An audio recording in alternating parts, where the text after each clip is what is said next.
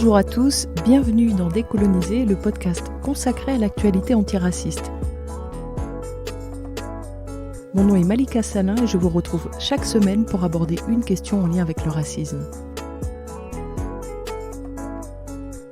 Décoloniser est un espace où parler de lutte, de résistance et où essayer de comprendre comment fonctionne le racisme pour mieux le combattre.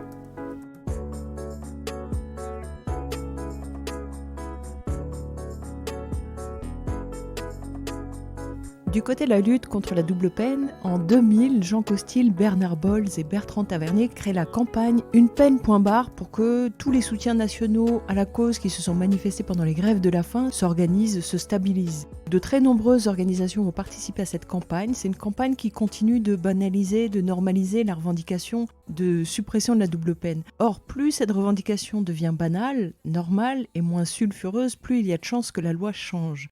Alors, certains diront que c'est l'action des premiers militants des doubles peines eux-mêmes qui devrait être prise en compte. Bon, penser ça, en fait, c'est être romantique. Nous, on n'a pas le luxe d'être romantique parce qu'aux yeux du pouvoir, nous ne sommes pas des humains. Donc, c'est pas la peine pour nous d'essayer d'apitoyer ou de faire appel au sens moral de l'État. Ce qui fonctionne, c'est ça, c'est la normalisation d'une revendication. Du côté des crimes policiers, en 2000, Riyad Hamlaoui meurt des mains de la police à Lille. Il avait 25 ans, paix à son âme.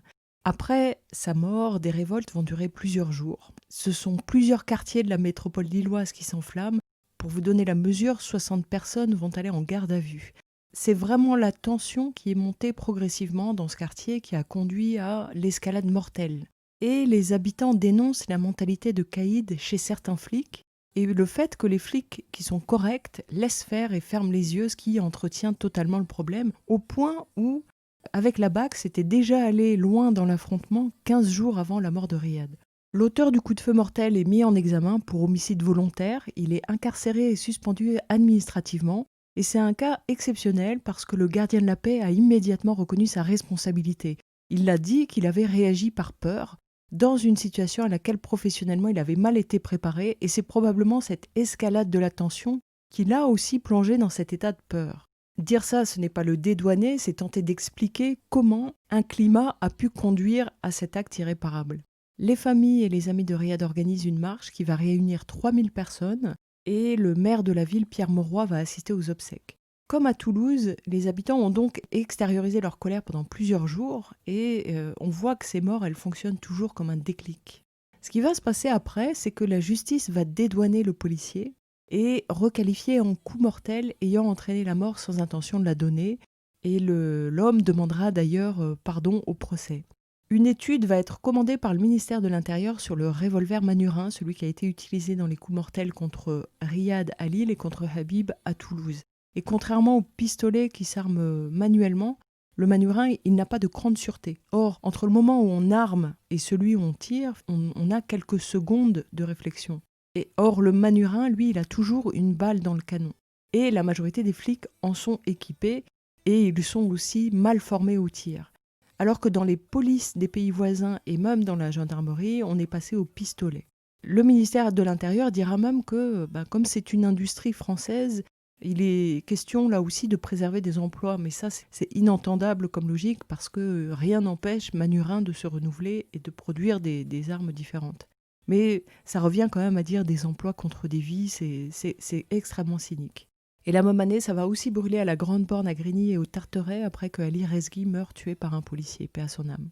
Au mois de janvier, donc en tout début d'année, des associations étudiantes, lycéennes, ouvrières organisent à la Sorbonne un grand colloque sur l'autonomie de la jeunesse. Ils viennent y parler de la précarisation de la jeunesse, on retrouve là-dedans l'UNEF, la FAGE, les JOC, la FIDEL. Ils travaillent sur des propositions dans le domaine de la formation, de l'accès aux soins, du logement, du travail. Certains même réclament un RMI jeune. Et le MIB va zapper l'événement. Alors, pour rappel, un zap, c'est ce qu'a inventé ACT UP, c'est quand on s'invite dans un événement et quand on prend la parole sans attendre d'y être invité.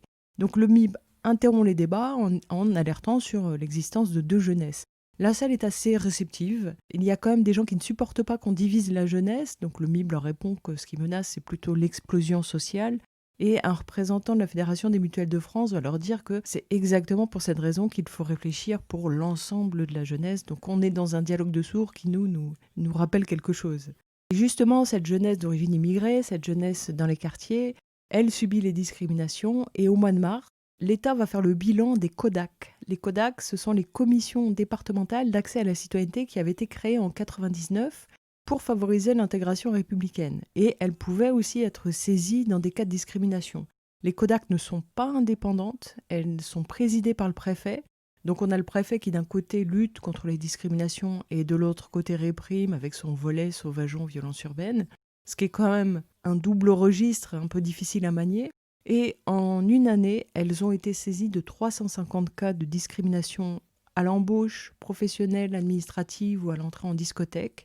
Et seulement 13,5% des dossiers, c'est-à-dire 47 cas, ont été soumis au parquet.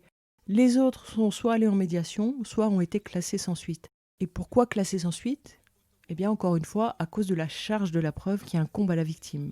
Boualem Azaoum de l'association Interface à Lyon déclare que 47 délits, lui, c'est le nombre de discriminations qu'il constate en une seule journée à Vénissieux et Vaux-en-Velin. Pendant que Lionel Jospin et Martine Aubry organisent des assises sur la citoyenneté, Boualem Azaoum va organiser des contre-assises avec quelques associations lyonnaises. Alors ces assises sur la citoyenneté, ce sont des assises officielles organisées à la Grande Arche de la Défense, où Lionel Jospin va déclarer que, je cite, « combattre les phénomènes de discrimination est une des premières missions des services publics ». Et il annonce plusieurs mesures de lutte contre la discrimination raciale. À ces assises, il fait venir 1 millier de jeunes de banlieue. Alors rappelons, il faut avoir en tête que depuis le début de l'année, les discriminations ont été décrétées illégales au niveau européen. Tous les États membres de l'Union européenne ont 3 ans pour mettre leur législation et leurs pratiques en conformité avec la directive 2043-CE qui met en œuvre le principe d'égalité de traitement entre les personnes indépendamment de leur origine raciale ou ethnique. En plus de ça, dans 1 an exactement, Lionel Jospin est censé aller se présenter devant les Nations Unies avec des résultats en matière de lutte contre le racisme et contre les discriminations. Donc quand il dit combattre les phénomènes de discrimination est une des premières missions des services publics, bon, nous on est un peu étonnés, on a envie d'y croire, mais ça nous paraît un peu gros. Mais à l'époque, on n'a pas connaissance de ces enjeux extérieurs et donc on n'a pas du tout de recul là-dessus. Jospin s'inquiète aussi de la persistance chez nos compatriotes de sentiments xénophobes, dit-il, et il fait référence aux testings de discothèques qui ont été faits par SOS, ce qui montre bien que SOS est une organisation paragouvernementale. Elle met en place des actions qui servent le discours de l'État. Jospin annonce aussi qu'en matière de droit du travail, ce ne sera plus à la personne qui porte plainte pour discrimination d'apporter la preuve de cette discrimination. Désormais, le juge va apprécier d'après les pièces du dossier. Martine Aubry annonce aussi que les syndicats auront la possibilité de saisir un juge à la place du salarié victime de discrimination. Il est aussi question de sanctionner les discriminations envers les lycéens ou les étudiants qui recherchent des stages en entreprise et d'ouvrir un numéro vert pour les jeunes qui s'estiment victimes de discrimination. Alors un peu plus amusant, Jospin annonce une charte d'accueil des jeunes dans les discothèques. Bon, ça fait pas très sérieux. Et puis l'ouverture de bourses aux jeunes de banlieue qui préparent des concours administratifs. Bon, on est là dans des mesures très concrètes qui peuvent faciliter la lutte contre les discriminations. On sait que notamment supprimer la charge de la preuve qui reposait sur le plaignant, ça a changé des choses et ça a permis que des dossiers soient traités correctement. Alors, depuis l'extérieur, le MIB ironise sur la blancheur écrasante de cette nomenclatura républicaine. Il dénonce aussi, je cite, le cynisme consommé de M. Chevènement, les bavures policières, le couvre-feu racial sur les banlieues le soir du 31 décembre, ou encore les milliers de sans-papiers laissés sur le carreau de la République. Le MRA, par la voix de Mouloud Aounit, est moins sévère. Mouloud Aounit note que c'est la première fois que la lutte contre les discriminations trouve une reconnaissance d'État, que jusqu'à présent le racisme en acte était occulté. Il dit que c'est la première fois que les discriminés se sont exprimés aussi. Par contre, il regrette que l'idée d'autorité indépendante sur les discriminations ait disparu. Dans un registre plus séducteur ou peut-être plus électoraliste, Martine Aubry lance que le XXIe siècle ne se fera pas sans les jeunes des quartiers populaires. Bon. Et Claude Bartholone évoque, lui, son idée de musée de l'immigration, musée qui depuis a vu le jour. Et comme ils ont invité tous ces jeunes de banlieue, eh bien, ils leur donnent la parole. Et quel problème soulèvent ces jeunes ? Eh bien, le délit de faciès, les contrôles aux faciès, les contrôles d'identité qui remettent en cause le principe d'égalité. Il y en a un qui dit « on ne me demande même pas ma carte d'identité, mais ma carte de séjour ». Chevènement lui répond « dans le dictionnaire des idées reçues de Flaubert, en face du mot police, il y a marqué « a toujours tort ». Il faut prendre son mal en patience et accepter de montrer sa carte d'identité. Un jeune de Roubaix évoque la double peine, il dit « les gens qu'on expulse, ça me bouffe les tripes ». Un autre s'indigne des difficultés pour accéder à la vie politique, il dit « dès qu'on s'organise politiquement, on agite le chiffon rouge du communautarisme, attention voilà les sarrasins ». Et puis d'autres parlent du droit de vote. Ils disent Mitterrand qu'il repose en paix n'a pas tenu sa promesse, il faut laisser du temps au temps, qu'il disait mais il est temps.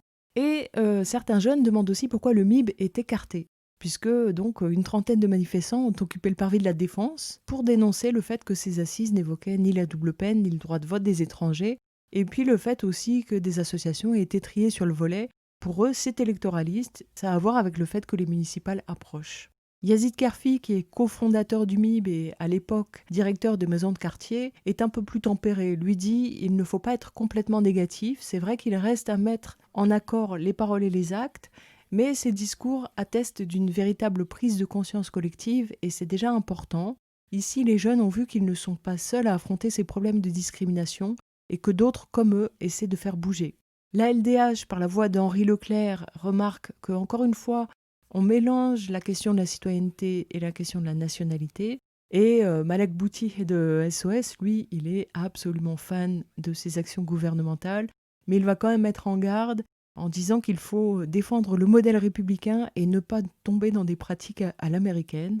Enfin, Mohamed Hossein du MIB rappelle les discriminations subies par les étrangers, ne serait-ce que pour le droit de vote. Cette année-là, c'est une nouvelle audience en vue des assises pour la mort de Youssef Caïf. Le MIB est très présent parce que de son vivant, Youssef, paix à son âme, en était proche. Pour rappel, il avait été abattu 30 minutes après qu'une policière avait été tuée pendant des révoltes. Et le policier qui avait vu sa collègue mourir a dégainé et tiré 3 coups en voyant Youssef passer à vive allure. Plus tard, le policier aura le privilège de bénéficier de l'état de nécessité. Ça lui sera accordé en cour de cassation. Mais pendant ce temps-là, le Val-Fouré continue de se battre contre la justice à 2 vitesses. Cette année-là, le MIB est expulsé du local qu'il occupait à la maison de l'immigration et que le propriétaire voulait récupérer depuis 1991. Le dernier bail était expiré depuis longtemps et l'arrangement qu'ils avaient avec les précédents occupants n'allait plus au propriétaire. Pour Tarek Kaoutari, ce sont des années de travail envolées et ça arrive parce qu'ils se sont opposés achevellement aux assises. Au mois de mai, il y a une grande manif pour le droit de vote des étrangers. On y retrouve la LDH, le MRAP, le PCF, les Verts, Lutte ouvrière, la LCR, RAL Front, Sud, en tout 70 associations membres du collectif pour le droit de vote. Le candidat socialiste y participe et il y a une délégation PS en fin de manif. Le MIB s'invite et forme un cortège avec une sono qui crache du rap et qui dénonce une mascarade de la gauche plurielle. Nordine Isnasni dit « Ce projet de loi est une farce, il n'y a aucune volonté gouvernementale derrière, la gauche c'est les sans-papiers, les expulsions, une moitié d'immigrés intégrables, une moitié expulsables, la double peine, c'est-à-dire la prison plus l'expulsion. Le discours sécuritaire de la droite a bien été adopté par la gauche. » Et il manifeste avec ses organisations en brandissant les portraits de jeunes victimes de la double peine. Dans cette même manif, les socialistes vont être secoués par les militants du scalp réflexe qui vont les traiter de pourriture et de salauds et les arroser de canettes. Le MIB avait ses habitudes à la fête de l'humanité, mais cette année-là, le PCF va leur refuser un stand. Alors les raisons ne sont pas précisées, ils font des hypothèses et ils se disent que ça peut avoir affaire avec les désaccords qu'ils ont exprimés à Nanterre et Saint-Denis avec l'UNEF, ou bien aux embrouilles interpersonnelles entre militants du MIB et militants du PCF, ou bien ça peut aussi être leur action dans la manif unitaire pour le droit de vote.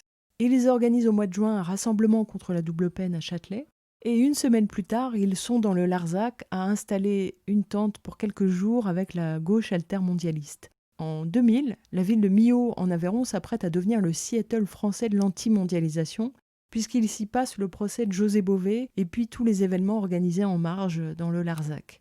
Pour rappel, José Bové, avec des paysans militants des syndicats agricoles Confédération Paysanne et SPLB, avait démonté un McDonald's en construction. José Bové, à cette époque-là, a le vent en poupe. À côté du procès de Milhaud, des organisations vont se mettre en action et organiser un immense rassemblement sur le plateau du Larzac. La même année, ils vont aussi publier un ouvrage sur la répression du syndicalisme. Dedans, on va retrouver l'APIS, AC, la Confédération Paysanne, le DAL, le Comité des sans-logis, Sud, la CNT, le MIB, Droit devant, qui publie un livre témoignage anti-répression à l'esprit frappeur. Alors quand on se balade dans le Larzac pendant cet événement, on peut croiser Pierre Bourdieu ou Bernard Lubat, les gens d'Attaque, de Sud, de la Confédération Paysanne, de Greenpeace, de la CGT, de la LDH, le Club de défense des fumeurs de cannabis, le Planning familial, la Jeunesse chrétienne, le Collectif contre l'enfouissement des déchets nucléaires, les Occitanistes. En tout, les RG vont compter 40 000 personnes, José Bové en compte 100 000. On trouve le MIB, mais on n'y trouve pas les militants du Tacti Collectif, seulement les Zebda qui vont y donner un concert. Le Tacti Collectif soutient José Bové, mais leur combat est ailleurs, disent-ils. Ils combattent, eux, pour que les jeunes des quartiers votent et s'inscrivent sur les listes électorales pour qu'ils se mobilisent. On écoute l'intervention complète de Tarek Aoutari du MIB dans le Larzac. Moi, c'est Tarek Aoutari, je suis porte-parole du MIB et de Résistance Citoyenne. Le MIB, c'est un mouvement qui s'est constitué depuis une dizaine d'années entre des personnes issues de différents quartiers de la banlieue parisienne, lyonnaise, de Nîmes, de Montpellier, de Toulouse, de la région du Nord. On n'est pas des milliers des cents, il ne faut pas croire qu'on est un mouvement super organisé, tout ça. C'est constitué autour de problématiques comme la double peine, justice en banlieue, c'est un peu vague, mais je vais revenir. Résistance citoyenne, c'est un réseau d'associations qui vont d'associations musulmanes, de collectifs de musulmans, d'associations de quartier, d'associations de lutte et de comités de lutte, genre le comité national contre la double peine ou le comité de la Marie par rapport aux problèmes de police qui se sont posés là-bas. Bon, il y a 20 ans, il y avait la marche pour l'égalité. Moi, je pense que la marche pour l'égalité, pour ceux qui ne savent pas, c'est des gens qui sont partis de Marseille, un groupe de gens issus de la banlieue lyonnaise. Ils sont partis de la banlieue de Marseille. Ils sont arrivés à Paris le 3 décembre 1983, ça fait bientôt 20 ans. Le Larzac fête ses 30 ans de résistance, très bien. Nous, on se sent concernés par cette résistance de paysans qui voulaient dire, voilà, on ne peut pas prendre des mesures contre des gens sans les avoir mis au centre de la décision. Pour nous, c'est encore plus que ça. On nous a totalement ignorés depuis 20 ans, depuis 30 ans, depuis très très longtemps. On nous a totalement ignorés. Et nous, on cherchait pourquoi. On dit, bon, peut-être qu'on ne se fait pas comprendre. Il faut que les gens ils viennent voir. Mais tout le monde est au courant. Vous avez entendu, il y a plein de gens qui parlent ici, qui ont parlé. À chaque fois, quand ils disent une mauvaise mesure, ils disent, ouais, on les envoie en banlieue. Ça veut dire quoi? C'est comme si on dit, on les envoie en prison. Ça veut dire tout le monde est au courant, c'est de la merde. Tout le monde est au courant de la concentrer des gens qui ont des difficultés sociales d'une certaine origine ethnique ne peut produire que des conflits et que des problèmes. Tout le monde est d'accord sur ça. Mais comment ça se fait que les mouvements issus de l'immigration, les mouvements des banlieues, les mouvements des quartiers sont si isolés que ça avec le mouvement social? Donc moi j'ai bien entendu le copain de la Confédération Paysanne qui disait qu'il fallait des convergences. Mais des convergences à quel prix? Nous ne ferons pas de convergence au prix de notre reniement. On ne fera pas de convergence auprès de reniement de notre histoire. Notre histoire c'est quoi? L'histoire, notre histoire, c'est aussi l'histoire de nos parents. C'est l'histoire du colonialisme. C'est l'histoire de gens qui se sont arrogés le droit de penser qu'ils étaient supérieurs aux autres. C'est-à-dire, attendez s'il vous plaît, si vous me coupez en applaudissant, après je vais dire n'importe quoi. Non, c'est vrai, je vous assure. C'est pas pour me faire applaudir, je vous assure, parce que c'est pas évident, c'est un peu... Bon, ça fait un peu les gens qui veulent servir. Non, c'est pas ça, c'est vraiment pas ça. Ce que je veux dire par là, c'est que quand on parle aujourd'hui de marchandisation du monde, de globalisation et de lutter contre l'OMC, etc., de quoi on parle en vérité? On dit que personne n'a le droit de s'arroger le droit d'être supérieur aux autres et de décider pour les autres. Et c'est ce qu'ils ont fait, la France, l'Angleterre, etc., les pays occidentaux pendant des décennies et des décennies. Cette histoire n'est pas finie. Cette histoire n'est pas finie parce qu'il en reste des choses. Il en reste des traces, beaucoup de traces, un peu partout. À droite, à gauche. Il y a une droite patronale, tout le monde l'a dit. Mais il y a une gauche coloniale. La gauche coloniale, elle va de Jules Ferry à Guy Mollet à aujourd'hui. Aujourd'hui, des gens genre Chevènement, des gens qui parlent, qui disent, ouais, mais la colonisation en Algérie, c'était quoi après tout? Bah, la colonisation en Algérie, oui, il faut pas, il y a eu le massacre, mais de deux côtés. Ok. Et puis de l'autre côté, bon, on a amené des choses, on a construit des routes et tout ça. Ils parlent de la même façon. C'est une manière de renier notre histoire. Nous, on dit qu'il n'y aura pas de convergence. On ne peut pas converger si nous, on n'est pas debout. On ne peut pas converger si on n'est pas à égalité. c'est l'égalité ou rien. Il n'y aura rien. C'est-à-dire que nous, dans nos quartiers aujourd'hui, on vit des choses qui sont pas normales et tout le monde est au courant. C'est-à-dire, on sort dehors, on se fait contrôler. On dit, bon, contrôle au faciès, tout, machin. Bon, on parle de sécurité, c'est à la mode et tout, il n'y a pas de problème, ça on le sait. Bon, je vois que dans le mouvement social, par exemple, je ne veux pas pointer tel ou tel. On nous parle, bon, le problème de l'école, les foulards, la violence, ceci, cela. Ouais, d'accord, ouais. C'est bien de nous parler de ces problèmes-là. Mais on est les premiers à subir le manque de moyens dans des écoles qu'il y a dans les banlieues, dans les quartiers populaires. On est les premiers. Et alors, pourquoi il n'y a pas de convergence avec nous? Pourquoi ils ne viennent pas nous voir? Pourquoi ils ne viennent pas parler avec les parents? Moi, je suis parent. Il y en a plein des parents ici. Pourquoi ils nous oublient? Pourquoi ici, on est capable de se réunir à 100 000, à 80 000, à Porto Alegre, ou à Gênes, ou n'importe où? Et pourquoi il y a une difficulté d'aller, même du 20e, qui est un quartier populaire, à Mantes-la-Jolie, à Damary-Lélis, à Aulnay, ou à Vaux-en-Velin? Pourquoi? C'est ça ma question, c'est ça notre question. Tant qu'on n'y répond pas, attendez, je veux pas faire le beau et tout ça, tant qu'on n'y répond pas, on le fait ça. Notre mode d'action, c'est l'auto-organisation. C'est-à-dire, on dit que on ne va pas aller pleurer chez Paul, Mohamed ou n'importe qui, parce qu'il y a aussi des Mohamed qui mangent dans la gamelle, il n'y a pas de problème. Tokia Saïfi, aujourd'hui, elle est ministre, elle est ministre déléguée, je sais pas quoi, on la calcule même pas, elle n'existe même pas, c'est pas un problème. Ministre des affaires, machin, là, le truc durable, tout ça, machin, on l'entend jamais, c'est pas grave, elle est là, c'est une potiche, on l'a installée là, c'est une bouffonne qui veut gratter, qui veut manger. Voilà, nous on appelle ça des robsistes, c'est des gens qui courent après le pas à n'importe quel prix.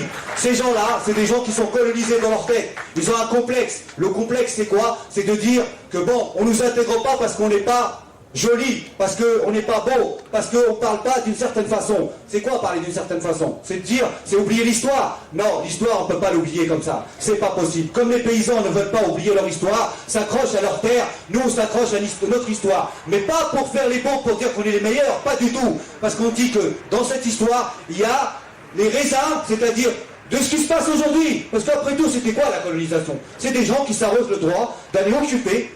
Ils rentrent chez les gens, tout, ils occupent tout, ils prennent les super terres, et après on dit, bon, on va faire un collège pour les occupants, c'est-à-dire les colons, et un collège pour les indigènes, et les super indigènes, on fait un troisième collège. Il y avait plusieurs collèges en Algérie, entre parenthèses, au Mali et ailleurs. Donc, ces gens-là, c'était la mondialisation avant l'heure. Donc, ben, c'est une continuité historique, c'est pas, il n'y a pas de... Donc, les gens, ils attendaient peut-être qu'on parle de la double peine, on parle, oui, les jeunes, ils seront assassinés, tout ça. Mais on sait très bien, nous, que ces problèmes-là, on n'attend après personne. Nous, on n'est pas en état de marche. Et tant qu'on n'est pas en état de marche, on ne peut pas avancer, on ne peut pas converger avec personne. Il n'y a pas de problème. On fait des convergences, temporaires. Par exemple, là, on fait une convergence avec la Confédération paysanne. Pourquoi? Parce qu'on respecte des gens qui ont résisté contre l'implantation d'un camp militaire qui a été décidé de tout en haut par Michel Debré. Bon, on a eu des problèmes avec son fils, d'ailleurs. Hein. Il y a la suite, quoi. Par machin, et voilà. Et c'est des gens qui ont résisté pendant longtemps, et ils ont amené à eux d'autres populations, et se sont élargis. On sait très bien on nous pose des problèmes, par exemple. On nous dit, oui, parmi vous, il y a des machos et tout. Oui, c'est vrai, pas de problème. Oui, parmi vous, il y a des homophobes. Oui, c'est vrai. Oui, parmi vous, il y a des antisémites. Oui, c'est vrai. Et alors, je suis responsable de ça, moi? Est-ce qu'on propose à la Confédération paysanne qu'il y a des paysans qui sont homophobes, qui sont antisémites ou qui sont machos? Non, personne. Il y a plein de journalistes qui sont venus nous voir. Ils nous ont dit, qu'est-ce que vous faites là? Pourquoi? On est là, qu'est-ce qu'il y a? Moi je suis en France, c'est chez moi ici. Oh, c'est ma terre aussi. J'ai travaillé pour. J'ai pas été chez les gens branlés dans leur frigidaire. Je suis chez moi. Et ça, il faut que le mouvement social il le comprend. Je vais aller plus loin, juste une chose. Nous, notre objectif, il est simple. On dit, on peut rigoler comme ça dans le cadre du mouvement social. J'aimerais, je vois, il n'y a pas de problème. Comment dire? C'est très simple. Je veux dire, nous, notre engagement, il est clair. On dit sans justice, pas de paix. Sans justice, pas de paix. Pourquoi? Sans justice, pas de paix, parce que tant que nous, on ne prend pas nos responsabilités, tant que vous tous, vous ne prenez pas vos responsabilités, tant que ceux qui se disent qu'ils sont contre l'ordre du monde ou l'ordre de la France, tout ça, ne prennent pas leurs responsabilités, eh ben on ne pourra pas y arriver. Il y aura toujours les gratteurs du PC, du PS, de la LCR, d'Attaque et d'ailleurs, qui viendront gratter et qui viendront capitaliser le mouvement. C'est ce que je pense, moi. J'ai pas obligé de je pense que c'est la même chose. Moi, je dis qu'il faut qu'on prenne nos responsabilités. Il faut qu'on s'engage politiquement. Il faut qu'on s'engage politiquement. Sinon, c'est toujours la même rengaine. Droite, gauche. On en a marre de balancer. Il faut créer autre chose. Nous, on est d'accord, à égalité. Là, et ça commence par nous. La résistance, c'est pas frimer sur les autres. La résistance, c'est commencer par soi-même. Nous, le discours qu'on a quand on va dans un quartier, il est très simple. On dit aux gens, ouais, vous venez frimer sur la police, on vous tire des émeutes et tout ça, c'est bien joli, tout ça. Ça peut correspondre à une attitude, ça peut correspondre à un message. Mais si tu commences à regarder ta mère qui est en train de faire le ménage matin, midi et soir, et que tu fais rien, si tu regardes ta sœur qui est en train de se casser les côtes toute la journée à faire le ménage, et que toi, tu es en train de dormir et à la fin, tu viens flamber sur elle ou tu viens flamber sur ceci, cela, c'est pas la peine de venir parler avec nous. Donc le ménage, il doit se faire en nous-mêmes, chacun de nous, tout le monde.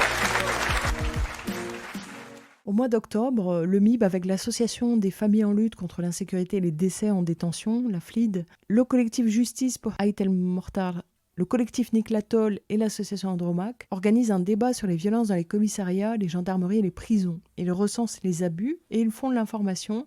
Et des réunions vont avoir lieu dans plusieurs villes, comme à Bordeaux. Ils annoncent d'ailleurs travailler plus précisément sur les affaires d'Ait El Mortar et de Pascal Taïs. Au mois de novembre, le MIB s'associe à ACT UP et à ACAT pour manifester en faveur des détenus. C'est une initiative d'ACT UP pour alerter sur la situation des détenus séropositifs. Radio Libertaire est aussi présente. On y retrouve d'anciens détenus et puis aussi l'épouse d'Éric Minetto, qui est un détenu à l'époque en grève de la faim pour obtenir sa libération conditionnelle. Le MIB sera aussi présent au mois de décembre devant la cour d'assises pendant le procès du beauf, accusé d'avoir commis le meurtre raciste de Mounir Oubaja.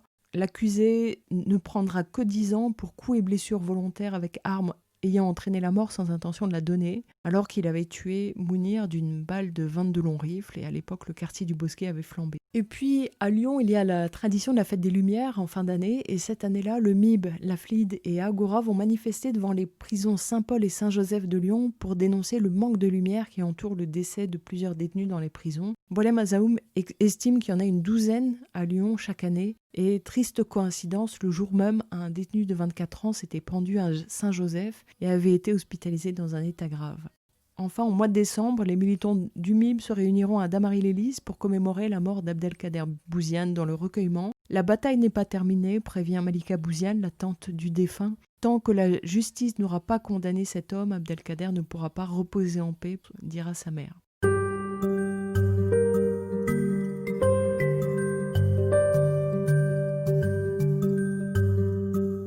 Du côté de Toulouse, ça fait plusieurs épisodes que je vous parle de Zebda Tactique Collectif. C'est pas pour rien, c'est parce qu'ils vont être les acteurs majeurs d'un événement politique qui, dans le champ politique blanc, marque l'irruption des descendants de l'immigration dans le champ politique. Or, c'est pas vraiment le cas. Les premières candidatures de Maghrébins remontent aux années 80, donc l'idée c'est d'essayer de comprendre pourquoi est-ce que pour le grand public, c'est Motivé qui incarne ça. Et ce qui se passe à Toulouse en 2001, ça nous intéresse vivement, à condition de ne pas projeter dessus un discours simpliste, soit d'idéalisation, soit de diabolisation, mais plutôt d'essayer d'analyser les faits dans leur enchaînement. Il y a beaucoup d'enjeux et beaucoup de leçons à retenir sur de nombreuses dimensions que cet événement soulève. Le contexte. À Toulouse, Dominique Baudis était maire depuis 3 mandats. Il avait en plus succédé à son père. La particularité de la ville de Toulouse, c'est qu'elle a longtemps été à droite. Et en 2001, Dominique Baudis est fatigué de la politique. Il se choisit comme successeur Philippe Douste-Blazy, qui est aussi UDF. Bon, Philippe Douste-Blazy rechigne un peu à quitter Lourdes, où il avait une place solide. Et puis les Toulousains, eux, étaient attachés à Dominique Baudis. Mais le maire laisse une ville clivée, avec d'un côté un dynamisme culturel, économique, et puis de l'autre côté la misère, la répression policière et politique, et puis un taux de chômage qui est supérieur à la moyenne nationale. Le renoncement de Dominique Baudis, c'est une opportunité pour tout le monde, sauf pour la droite. Et au moment où il fait cette annonce en janvier, le PS en était à choisir entre plusieurs candidats locaux. Yvette Benayoun-Nakache, François Simon, Jean-Jacques Mirassou, Thierry Souot, Jean-Pierre Plancade, et il n'excluait pas de recourir à un parachutage. Le président de la fédération locale à l'époque, c'est Kader Arif. Et lui pressentait Jean Glavany, il lui demande de venir se porter candidat à Toulouse, mais Glavany refuse. Donc la fédération va finalement opter pour un candidat local. Ils entament aussi des discussions avec le PC, le MDC, les radicaux de gauche pour construire une liste de gauche plurielle. Et c'est vraiment très tôt, c'est début 2001. Mais il y a une raison à ça, c'est qu'il va y avoir un enchaînement d'élections. les municipales et les cantonales en mars 2001, les sénatoriales en septembre 2001, et puis ensuite les législatives et les présidentielles au printemps 2002. Donc c'est vraiment un marathon électoral qui se prépare. Mais au niveau national, les Verts refusent de s'allier au PS. Or, s'ils y vont seuls, il est quand même peu probable que les socialistes arrivent à arracher la mairie. Donc désespérés, les militants toulousains vont même jusqu'à demander à Martine Aubry de se présenter, mais ce n'est pas sa ville, elle va d'ailleurs gagner à Lille. Et ce manque de stratégie est insupportable à Jean-Michel Bailey, le patron de la Dépêche du Midi, qui est aussi président du Parti radical de gauche. Voilà toutes les conditions tellement favorables que Zebda va dire en janvier à la presse qu'ils ne s'interdisent rien pour les municipales. Au mois de février, les communistes organisent leur congrès national à Toulouse et Salah Mokrane et Tayeb Cherfi du Tactique Collectif sont présents. Ils leur disent qu'il est important d'établir des relations avec les militants politiques de terrain, ils pensent évidemment à eux, et ils savent, disent-ils, que les communistes réfléchissent beaucoup sur de nouvelles manières de faire de la politique, et donc ils leur disent qu'ils sont favorables à des échanges et à des engagements communs autour d'initiatives concrètes à construire au coup par coup. Et pour eux, ces rencontres-là, elles ne peuvent pas se limiter à l'écoute. Ils disent « Nous avons aussi besoin de savoir ce que pensent les militants politiques, par exemple sur la culture, comme sur bien d'autres questions. » Donc tout le monde s'approche, se renifle avant de prendre sa décision. Et puis, au mois d'avril, la primaire socialiste désigne François Simon. Ce médecin généraliste va donc s'opposer au nom du PS, aux Verts, à l'UDF et au Mouvement national républicain. Résigné, Kader Arif, le président de fédération, avance que cette fois, contrairement aux précédentes élections qui étaient un peu faites d'avance, le PS espère vraiment gagner, puisque son adversaire n'est pas redoutable. Et donc, dans l'espoir de gagner, Kader Arif évoque la politique de la ville, parce que gagner sans les quartiers, ce serait impossible. Or, à Toulouse, dans les quartiers, les cendres des émeutes de 98 sont encore tièdes, et dans le champ politique blanc, on dit que ces émeutes ont fracturé Toulouse. Parce qu'en fait, quand les quartiers se taisaient, la ville croyait que tout allait bien. Et donc, le PS va choisir comme slogan « Réconcilier Toulouse ». Et réconcilier Toulouse, ça veut donc dire en interne entre la ville et les quartiers, mais aussi avec les communes autour. Et François Simon, il a du pain sur la planche. D'abord, il est le gagnant surprise. Le parti ne lui est pas acquis parce qu'il a une histoire proche de l'extrême gauche. Et même la presse ne le prend pas au sérieux. Et au final, ça reste une petite pointure. D'ailleurs, le PRG et le PCF pensent qu'il n'a pas la carrure pour aller au municipal. Du côté de l'extrême gauche, la LCR et Lutte ouvrière ont du mal à négocier un accord national parce que la LCR voudrait partir avec le mouvement social et c'est hors de question pour LO. Or, plus il va y avoir de listes, plus ça va bénéficier à Douste Blazy. La rumeur Zebda continue de circuler et finalement c'est Stéphane Thépaut du Monde qui va la relayer au mois d'avril. Les Zebda voudraient aller au municipal. Et eux ont un avantage, c'est qu'ils ont plus de popularité que Douste ou que François Simon. Et le Tactique Collectif constate d'ailleurs que tout le monde à gauche leur fait les yeux doux. Ils ont rencontré le PS, le PC, les Verts, la LCR. Rappelons qu'en 1995, Magid Cherfi figurait en dernière position sur la liste commune Verts-LCR et en 2000, il avait écrit la postface du livre de François Simon et Jean-Paul Fronviel, des socialistes au conseil municipal. Sur ce point-là, Tactique Collectif s'était désolidarisé en disant que Magid Cherfi l'avait fait en son nom propre, que ça n'engageait que lui et que Tactique Collectif n'était pas dans la gauche plurielle. Eux disent à la presse qu'ils ont un petit côté commandant Marcos toulousain, ils ne veulent pas le pouvoir. Toujours en avril, Jacques Attali écrit dans l'Express.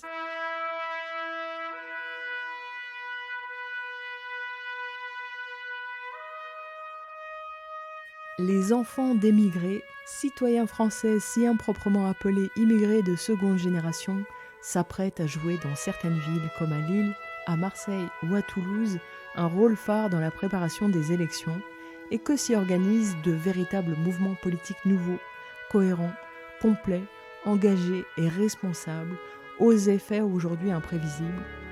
Une telle discrimination entre les étrangers du Nord et ceux du Sud deviendra vite intolérable. Dans un monde de mouvement, toute personne résidant durablement et honnêtement dans une collectivité doit avoir le droit de participer à ces délibérations publiques. Il ne faudra pas oublier ce principe au moment où nous allons devoir, pour nos retraites, convaincre des millions d'étrangers de venir partager avec nous les fruits de leur travail. Ça, c'est une légitimation par l'extérieur. Lionel Jospin vient à Toulouse soutenir le candidat Simon pour calmer les divisions internes. Et le journaliste Gilbert Laval écrit en mai que les copines féministes de François Simon sont allées chahuter Baudis lors d'une cérémonie officielle. Et dans ce qu'il décrit, on retrouve un élément qui va être central dans la nouvelle politique à la toulousaine, c'est le côté festif, jeune, rigolard, qu'on retrouvait déjà, souvenez-vous, avec les citoyens contre la galère à Lille en 89. Le 29 mai, une conférence de presse est organisée au local du Tacti Collectif, quelques jours après l'article du Nouvel Observateur qui annonce la candidature des Zebda. 3 musiciens du groupe confirment leur volonté de constituer une liste pour les prochaines élections municipales à Toulouse et ils font cette annonce dans les locaux du Tacti Collectif qui est la vitrine militante du groupe à Toulouse. Les musiciens évoquent une liste alternative qu'ils vont construire avec des associations autour du tactique et indépendantes des partis politiques, mais qui se classent résolument à gauche. Ils disent qu'ils annonceront la composition de la liste à la rentrée et Tayeb Cherfi insiste bien, c'est la vraie gauche, la citoyenne. Il précise aussi que ce n'est pas le groupe qui se présente, ce sont des individus. On va donc retrouver Majid Cherfi et les chanteurs Mustapha et Hakim Amoukran. Ils disent « Nous utilisons notre notoriété pour inciter les jeunes des cités à aller voter. On ne leur dira pas de voter pour nous, mais d'entrer dans l'isoloir, ne serait-ce qu'au nom de leurs parents qui n'ont jamais pu le faire. » Donc on pressent qu'ils n'imaginent pas gagner, que c'est one shot, simplement une participation à la campagne. Tayeb Cherfi et Salah Amoukran disent « Cette liste existe au-delà de Zebda, c'est celle des électeurs qui ne se reconnaissent ni dans le magma libéral, ni surtout dans l'antilibéralisme patenté. Nous nous démarquons de cette antidroite qui n'a vraiment plus rien de populaire, mais ressemble de plus en plus à un fonds de commerce trompeur. Nos propositions concernent ce que les gens vivent ici. Les hommes politiques, d'où qu'ils soient, c'est la main en avant et le moins insécurité à la bouche, le discours de campagne en mode séduction, poursuit Mustapha. Et les politiques des partis pressentent des débats décoiffants, et tous ont pris contact avec la liste, au cas où il faudrait négocier quelque chose pour le second tour. Une semaine après cette annonce, leur liste est créditée de 7%, François Simon 26% et Douste Blazy 46%. En décembre, Daniel Mermet de France Inter se délocalise à Toulouse et il va prendre pour guide les Zebda qui font campagne avec leur liste motivée. C'est révélateur d'un emballement des médias de gauche pour cette initiative. C'est une initiative qui pour eux fait l'événement. D'ailleurs, Mermet déclare que quand l'album Motivé était sorti, il l'avait passé sans cesse dans son émission. Et comme la liste Motivée est lancée, qu'elle est à cette heure-là créditée de 10% d'intention de vote, il a envie d'en savoir plus. Il va aussi donner la parole au mouvement qui l'entoure. Les questions auxquelles il veut répondre, c'est pour qui roule-t-il? À qui vont-ils donner leur voix au second tour? Est-ce qu'ils la donneront au PS? Est-ce que ce groupe ne risque pas de perdre son capital contestataire avec cette histoire? Quel est son projet politique? Quelles sont ses intentions? Apparemment, ce sont toutes ces questions qui font débat à l'intérieur. Et donc les gens lui parlent d'une movida politique et sociale. Ils disent qu'ils vont permettre aux gens engagés dans des luttes de venir s'exprimer et raconter. La movida, c'est un mouvement culturel créatif qui avait eu lieu en Espagne. Donc dans cette émission qui passe donc sur France Inter 4 mois avant les élections, Daniel Mermet donne la parole à des avocats du mouvement sur l'aide juridictionnelle, à des écolos qui viennent parler de l'enfouissement des déchets, à des personnes de l'aérospatiale, à des salariés de l'usine Job, à des représentants des associations de chômeurs et d'immigrés, au journal Satyricon et puis aussi à des acteurs de la vie culturelle. Et aucun parti politique ne parle dans cette émission parce que tout le monde à ce moment-là considère que les formes d'expression traditionnelles sont décourageantes. Le Tacti Collectif est perçu par Mermet comme l'ancrage local de Zebda. Et il fait un parallèle avec Coluche, qui avait essayé de faire de la politique aussi. Il dit « c'était rigolo, mais ça a mené à une impasse. Alors est-ce qu'on arrive à passer du spectacle à la politique ?» Les cinémas Utopia sont présents sur la liste motivée. Et comme Utopia est un réseau, ça va donner l'idée à ceux du cinéma de Bordeaux, comme Carfa Diallo, de se lancer aux élections. Et ils vont donc lancer un appel via la presse et annoncer d'ores et déjà 2 concerts de Noir Désir et Zebda. Pour le programme, ils disent qu'ils veulent penser globalement et agir localement. Ils espèrent réunir tous les déçus des systèmes actuels qui en sont victimes ou bien qui ont renoncé à s'exprimer. Ils veulent aussi, avec leur liste, lutter contre les idées du Front National. Quant à la LCR toulousaine, elle part seule. Le Tacti Collectif avait distribué en 1996 un CD 100% collègue qui prônait le métissage méridional en mélangeant les sonorités kabyles, espagnoles, andalouses, brésiliennes, occitanes, jamaïcaines, etc. On retrouvait dessus Bernardo Sandoval, Moussé Hakim, Serge Lopez, et le groupe avait donné beaucoup de concerts jusque cette année 2000 où il va chanter le chant motivé qui vient de cet album, Et donc on voit que c'est le tactique collectif qui mélange action culturelle en lien avec la thématique des quartiers, la thématique de l'immigration, en lien avec l'événementiel, en lien aussi avec une production musicale. Et toute cette logique, le tactique collectif va l'appliquer à cette liste. Le responsable du tactique collectif, Salah Mokrane, est aussi tête de liste de Motivé. Il espère que cette liste va permettre aux jeunes de manifester et structurer leur refus d'une société libérale, dit-il, et il dit que sa démarche ne s'oppose pas au militantisme politique et aux partis. Il dit au contraire, les citoyens doivent se réapproprier le débat politique et inciter les partis de gauche à travailler à de nouvelles formes d'organisation, à soumettre au débat public d'autres alternatives politiques. Et d'après la presse, un des buts de ce mouvement est aussi d'organiser le mouvement des quartiers par rapport aux différentes forces politiques. Au mois de décembre, Motivé est crédité de 10 à 15% des votes. La LCR les courtise pendant un temps mais sans succès, et donc ces deux listes vont se retrouver en concurrence directe. Il reste 3 mois de campagne, un programme à défendre, mais d'ores et déjà fin 2000, on peut dire plusieurs choses. On peut dire que la liste Motivé est conçue politiquement par les Zebda Tactique Collectif, et plus particulièrement par Tayeb Cherfi et Salah Mokrane. Ce sont eux qui imaginent dès 1999 qu'elle sera une alliance de différentes luttes. La composition de la liste et le programme se construisent dans un deuxième temps et avec la participation des colistiers qui va faire évoluer sensiblement le contenu. Dans le champ politique blanc, c'est une initiative innovante qui semble répondre à plusieurs attentes de la population et des médias. Ces attentes sont renouveler la forme de participation politique en construisant en dehors des partis. Les Zebda Tactique Collectif insiste constamment sur ce point et il faut reconnaître que le dégoût des partis est partagé par les militants du mouvement social auquel ils appartiennent et aussi par la population qui va de promesses en déception et qui du coup se désintéresse du politique. Autre attente à laquelle répond cette liste, renouveler la manière de faire de la politique. Dans la manière dont ils vont construire leur programme, il y a une tentative de sortir des pratiques top-down. Il y a des assemblées qui délibèrent, des ateliers ouverts au plus grand nombre qui construisent le projet. Le novice en politique est le bienvenu, peut participer. Donc il s'agit d'inventer des manières d'impliquer la population pour défaire la division que les partis ont installée entre professionnels de la politique et profanes.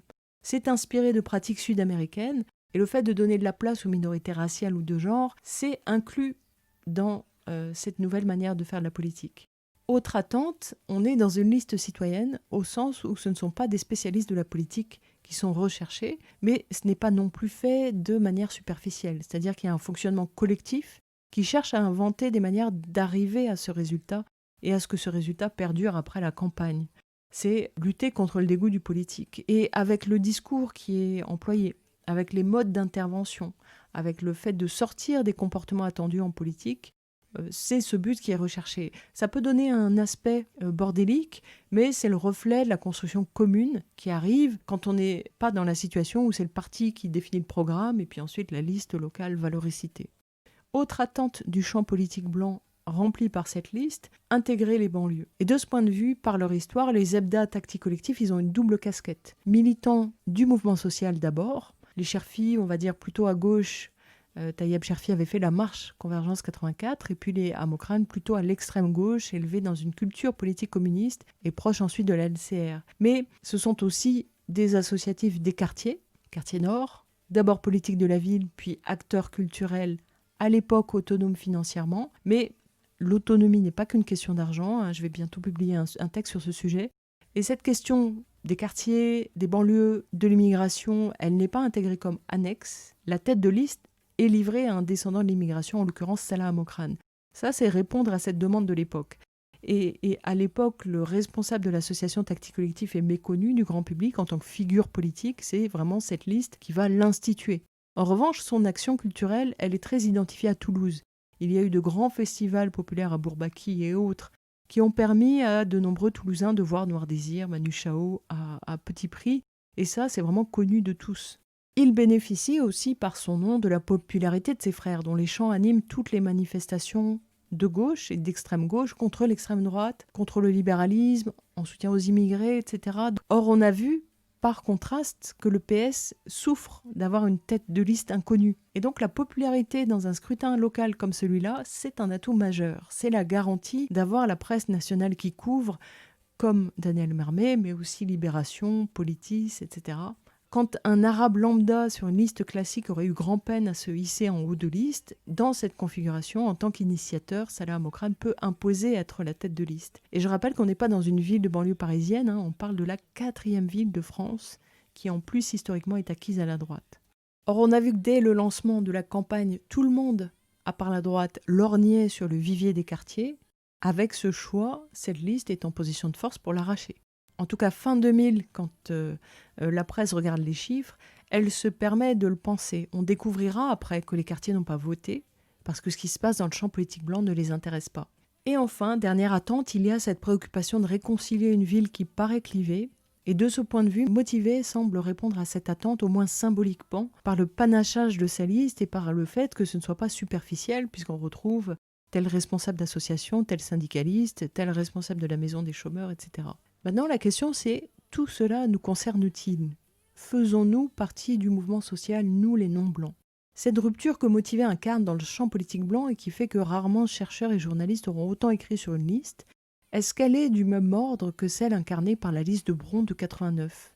Est-ce qu'il suffit d'être un non-blanc tête de liste pour être autonome et pour aller au-delà du symbole ?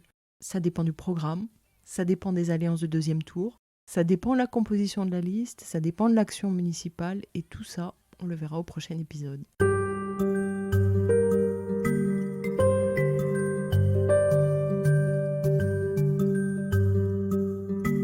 Et puis, la conférence mondiale contre le racisme de 2001 approche. Les forums régionaux ont tous eu lieu et le 21 mars 2000, l'ONU exhorte les États à combattre le racisme. Mary Robinson, haut-commissaire des Nations Unies aux droits de l'homme et secrétaire générale de la conférence mondiale, l'annonce « Assez du discours, est venu le temps de l'action ». Elle rend aussi compte de la conférence européenne qui a eu lieu. Alors cette conférence s'intitulait « Tous différents, tous égaux, de la théorie à la pratique ». C'était très axé sur le sentiment raciste, la xénophobie. Ça portait en plus le nom d'une campagne européenne d'éducation contre le racisme qui existe depuis 1995. Et pourtant, c'était déjà trop, parce que immédiatement, Yvan Rioufol riposte en publiant dans le Figaro sur le nouvel antisémitisme. Mary Robinson annonce aussi que la conférence de 2001 sera une conférence populaire avec la participation d'ONG de base et d'organisations nationales en plus des États. On peut lire le rapport américain sur l'action antiraciste menée dans le pays. Il est en ligne. Et en 2000 a eu lieu la réunion préparatoire des ONG pour la région Asie. Là, c'est plus intéressant. C'est un rapport qui a dénoncé les systèmes de caste et de descendance à l'origine, disent-ils, du traitement inhumain d'une vaste population asiatique. Ils ont cité le cas particulier des Dalits en Asie du Sud et des Burakumin au Japon, qui sont privés de droits sociaux, politiques, civils et économiques. Ils ont ensuite listé les mesures que les gouvernements, selon eux, devraient adopter pour mettre fin à ces discriminations racistes. Donc eux ont fait le travail. Au Canada aussi, où un rapport est publié sur le racisme systémique et la discrimination dans les politiques canadiennes en matière de réfugiés et d'immigration, ce rapport liste les groupes spécifiques qui ont été ciblés dans les précédentes décennies. Puis, il décrit précisément les politiques qui ont un impact différentiel. Alors, un exemple de politique à un impact différentiel, c'est quand les réfugiés ont l'obligation de produire des documents d'identité satisfaisants pour obtenir la résidence permanente. Et dans ce rapport, à chaque fois, il y a des recommandations qui sont données pour chaque discrimination structurelle. Il y a aussi le rapport de James Goldstone du Centre européen pour les droits des Roms qui va publier des mesures concrètes que les États peuvent mettre en place. Donc ça, c'est toute la partie constructive importante de cette préparation de la conférence mondiale contre le racisme. Ce sont les organisations non gouvernementales ou les États qui se mettent très concrètement en action pour identifier ce qui produit de la discrimination et des actes et discours racistes dans leur pays et qui tentent d'inventer des mesures qui pourraient corriger ça. On va avoir une mine d'informations. D'abord, qui rend compte du phénomène raciste à travers le monde, de ses différentes formes et de ses racines spécifiques et de ses racines. Et puis ensuite, des propositions qui sont d'abord préparées localement et puis qui ensuite vont être mises en commun en 2001. Et c'est ça qui est vraiment important dans cette conférence. Mais cette conférence, tout le monde ne l'aborde pas de la même manière. Et c'est ce qu'on va voir avec la question du nouvel antisémitisme. Au mois de septembre débute la seconde intifada, celle d'Al-Aqsa, et c'est aussi en septembre que le monde voit en image la mort d'un enfant. C'était Mohamed Al-Dura, paix à son âme. Il est tué par les balles de l'occupant israélien alors que son père tentait de le protéger. C'est Talal Hassan Abou Rahmeh, un caméraman qui travaillait avec Charles Anderlin, qui filme ce drame. Et tout de suite, les sionistes, parmi lesquels des intellectuels français, dénoncent un montage, un complot des Palestiniens. Il va y avoir une procédure judiciaire très longue et l'un d'entre eux, Philippe Karsanti, sera finalement condamné pour avoir parlé d'imposture médiatique.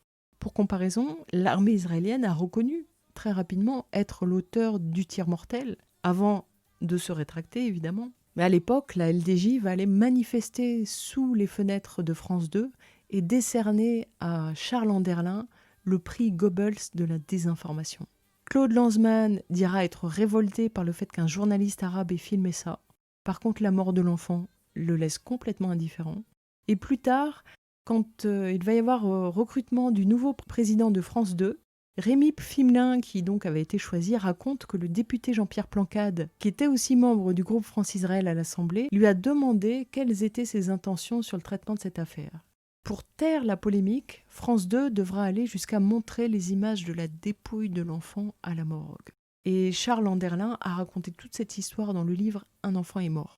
Tout ça crée une indignation mondiale importante. Et en France, plusieurs manifestations en solidarité avec les Palestiniens sont organisées. Du côté de Lyon, un groupe de jeunes va manifester avec le MIB et la presse évoque des dérapages antisémites, comme elle l'avait fait 20 ans avant, quasiment, quand les Jalbes avaient participé à leur première manifestation dans les années 80. Donc on voit que ça, c'est une constante pour discréditer les mouvements de l'immigration maghrébine. Et à Lyon, c'était une manifestation co-organisée par Agora, Diversité, l'UJM, le MIB, et 5000 personnes manifestent comme à chaque fois que la situation s'aggrave en Palestine, les rues se remplissent en France. Certaines organisations vont se désister après qu'une voiture bélier a attaqué la synagogue des Minguettes et parce que à la manifestation précédente, des pancartes insultantes pour les Juifs avaient été sorties et ils ne veulent pas être associés à ces dérapages. Yamin Mekri de l'UJM dit que l'émotion est tellement forte qu'il faut maintenir.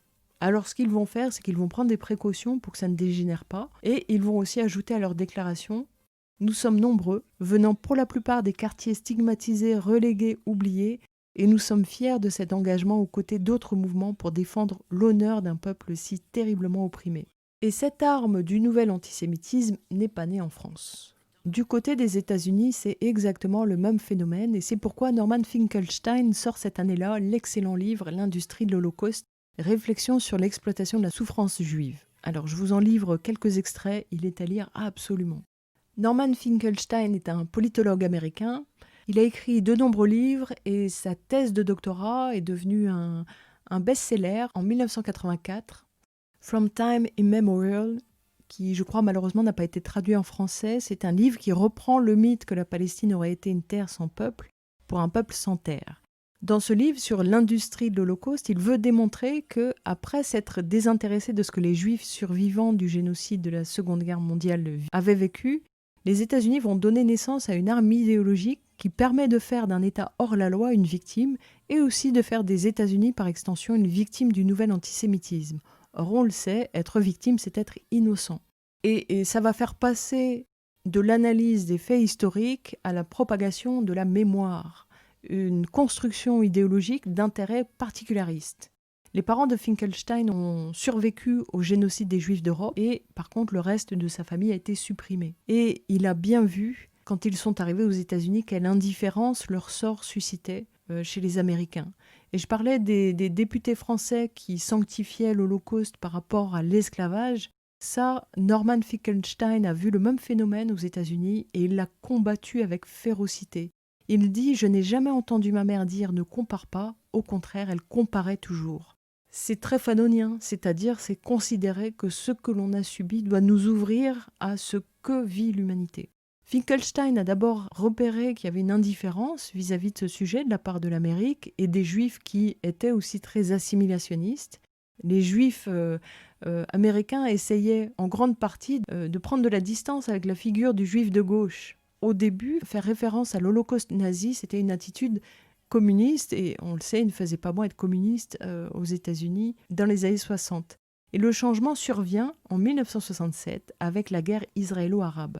La politique américaine change complètement vis-à-vis d'Israël et les Juifs assimilés qui étaient hostiles à Israël par assimilation, eh bien du coup ils peuvent suivre. Ça va résoudre leurs problèmes de loyauté parce que la création d'un État juif les mettait en difficulté. Ils devaient montrer qu'ils y étaient hostiles pour prouver leur américanité, pour prouver leur loyauté à l'Amérique.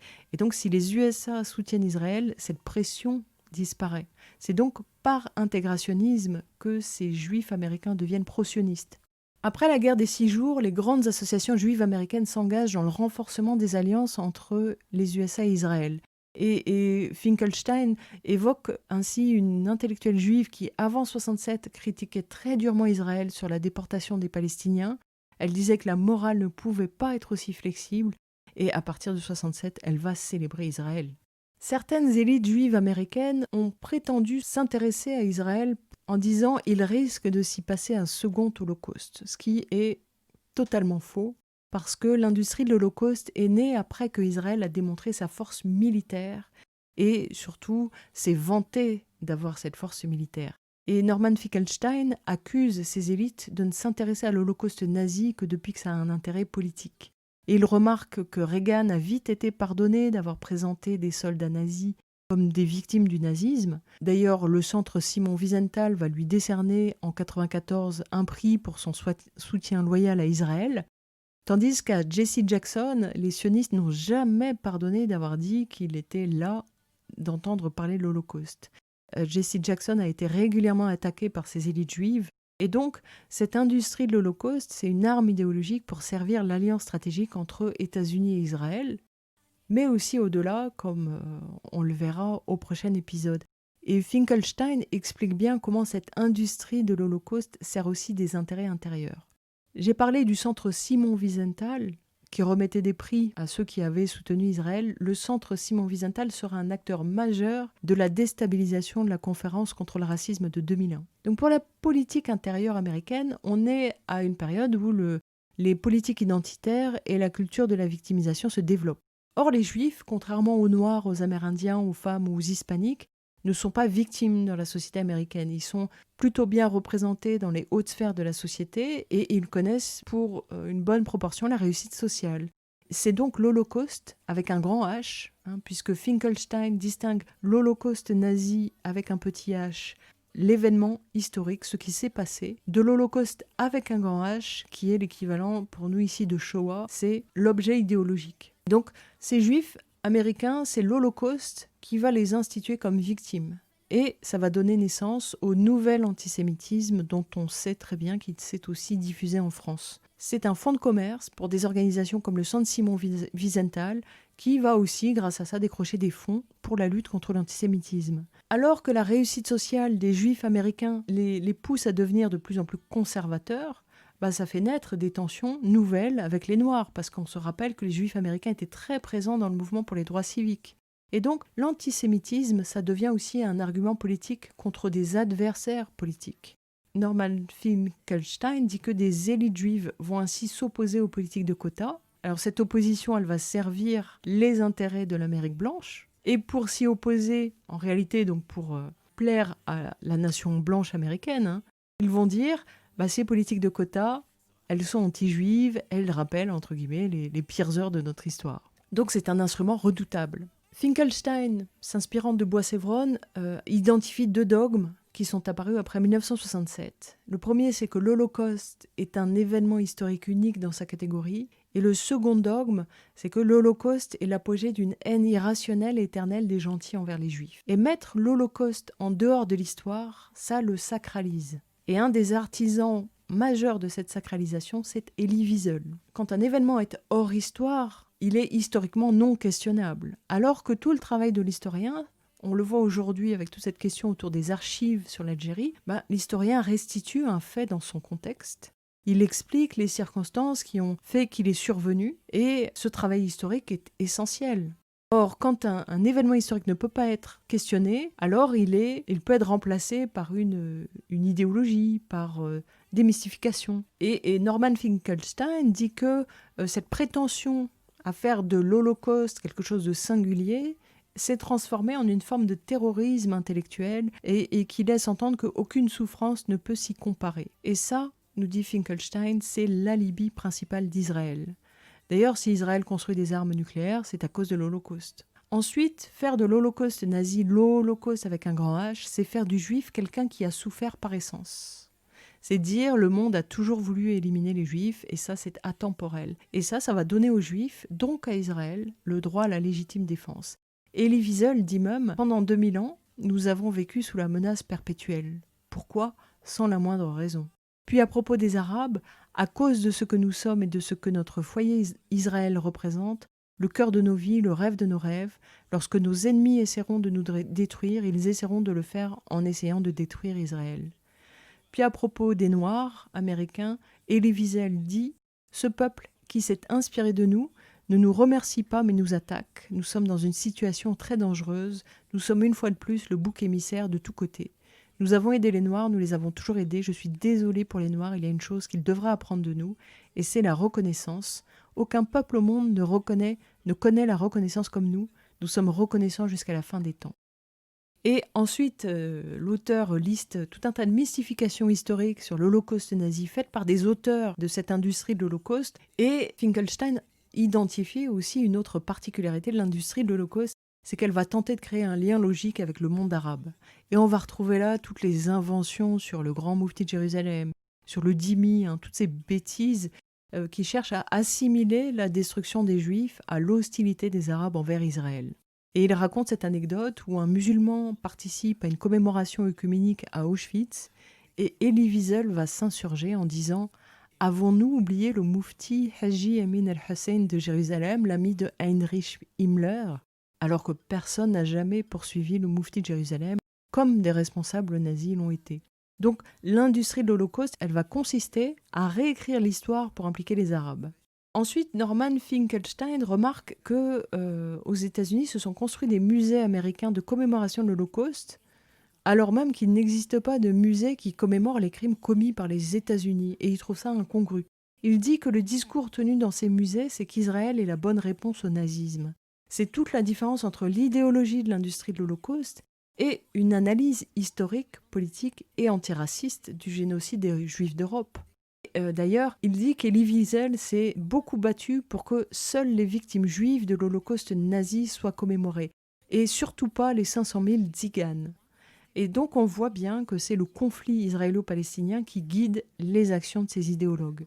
Il conclut avec un chapitre sur les réparations et les indemnisations, et lui, clairement, parle d'un pillage des pays européens et des plaignants juifs légitimes, comme sa mère, qui, elle, pour tout ce qu'elle a subi, n'a touché en tout et pour tout que 3 500 $. Norman Finkelstein vise particulièrement le centre Simon Wiesenthal. Il dit « Le centre est connu pour ses expositions dans le style Dachau disneylandien et pour son utilisation efficace de tactiques terroristes pour récolter des fonds. » Et ce qui va être passionnant, c'est d'observer comment tous les responsables politiques des nations blanches qui lâchent des sommes exorbitantes pour ces organismes vont ensuite trouver illégitime la revendication de réparation des afrodescendants qui en plus s'expriment exactement au même moment. Et ça, c'est la manifestation, encore une fois, de la sacralisation de l'Holocauste. Et c'est dans ce contexte brûlant que se prépare la conférence dont nous parlerons au prochain épisode.